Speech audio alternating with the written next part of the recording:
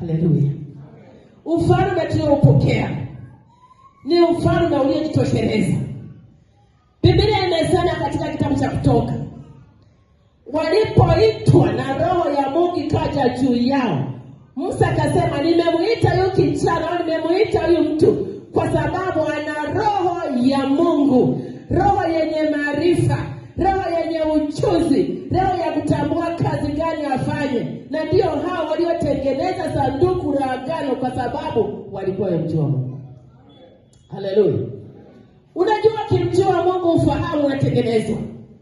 Ukilijua neno la Kristo, kuna vitu vinaongezeka, maarifa yanaongezeka, kitu vinaongezeka, furaha inaongezeka. Wasiona Yesu hawana furaha, wala hakuna ambacho kinaweza kutengeneza, wala hawana ujuzi unaoweza kuwa wamebarikiwa. Lakini walio na Yesu wamebarikiwa, wamepewa kila aina ya ufahamu wa kumjua Yesu wao na kazi zake na matendo yake makuu ya Yesu.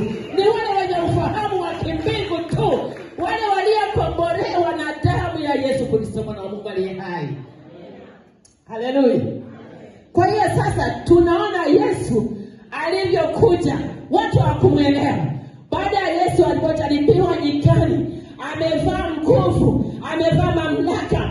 Biblia inasema hata alikuwa akipita wenye vifafa wanafunguliwa. Ni kwa sababu walimuona Yesu. Wale waliokuwa wanaenda na Yesu, mpaka Yesu anasema, kwa neno lako tutaweka nyavu hadi kilindini. Wakavua samaki. Unajua ukilisikia neno hakuna ukavu.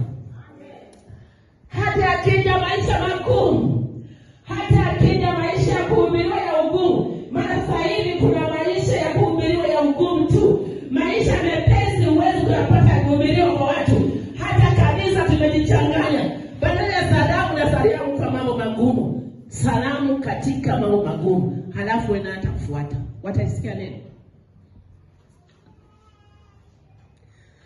Sipati wateja, watoto wangu wafanikiwe, mke wangu ni kikwazo, mume wangu ni kikwazo. Kila kitu unatembea unajiongea. Vijana watembea uchumi mgumu, kila kitu. Je, watalisikia neno kwako? Watasikia kama Yesu anaponya? Watasikia kama Yesu anafungua? Wewe mwenyewe unatangaza madhaifu. Na madhaifu yamekuwa ni wimbo. Wapentekoste wengi wamekosa mwelekeo au wamekosa cha kufanya. Maneno yao hayana chumvi.